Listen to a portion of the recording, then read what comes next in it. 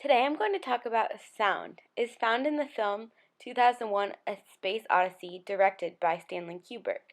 The sound editor is Winston Ryder. Winston Ryder is from England, and he is a close friend of Stanley Kubrick.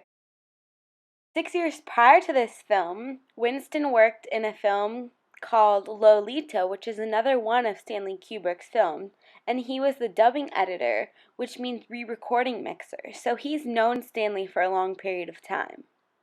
H.L. Bird is another person that worked on this film. He was the sound mixer. He also worked on the film Lolita along with Winston and Stanley, so he's known Stanley for a longer amount of time too. In Lolita, he was the sound recordist. As heard throughout the film 2001 Space Odyssey, there are two sources of sound. The diegetic source of sound is the world of the story, which means anything that the characters can hear. In this film, there's heavy diegetic sound, but there's no dialogue. The non-diegetic sources are world of the film, which is audience only, meaning that it's the core, the internal dialogue, and the first or third person narration. There are also types of sound, which are live sound and remote sound. The live sound involves vocal sound, which means that there's dialogue, which in this case there isn't much dialogue in this film. The environmental sound is the ambient sound, which can be natural or artificial. There's also remote sound, which is sound FX. Sound FX means a sound that's artificially created for the soundtrack, with some specific function in the story. Example found in this film are the breathing sounds that Kubrick recorded off-set. He himself recorded these films, so it could be more of a personal touch. The last component of sound is the sound effects, which are sounds artificially created for the soundtrack. Wild is an example. It's recorded live in a separate environment and edited onto the film. An example of this, found in this specific film, is at the beginning when it's the dawn of man. They have recorded the apes in a different environment. Foley FX is purposefully recorded in sync with the film. An ADR, which means automatic dialogue replacement, is dialogue re-recorded done in post-production. This part of the film shows the ambient sound being used.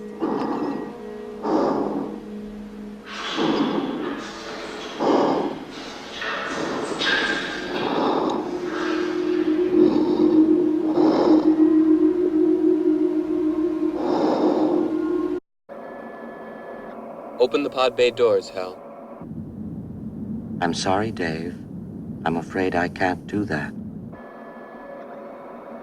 What's the problem? I think you know what the problem is just as well as I do. What are you talking about, Hal? This mission is too important for me to allow you to jeopardize it. I don't know what you're talking about, Hal.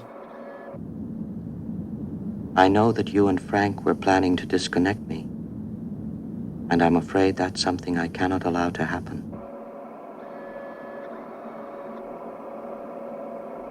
Where the hell did you get that idea, Hal? Dave, although you took very thorough precautions in the pod, As found in this scene, we can kind of see the similarities and comparison and connection between Interstellar by Christopher Nolan and 2001 A Space Odyssey.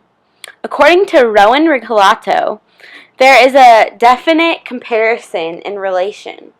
He says, where Kubrick had his computer system HAL undergoing something of an existential crisis of its own, Interstellar's robot features a variable sense of humor setting. Up high, it teases the crew with a self-destruct countdown. Set lower, it regales them with knock-knock jokes. All of this is according to TheGuardian.com. Part of the reason that I believe that Kubrick decides to use sound as a primary component is because it builds tension and it allows the audience to have an emotional response to it. And also another interesting point about it is that there's no score used in the rescue mission. So this provides a good environment and a good atmosphere for how the audience should feel.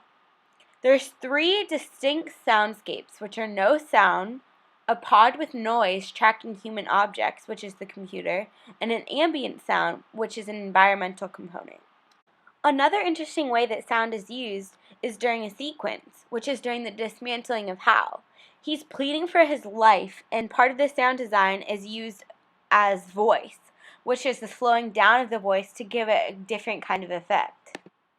Originally, Alex North was actually hired by MGM to write a score for the film, but it was actually not used in the film, so this was an interesting choice by Kubrick.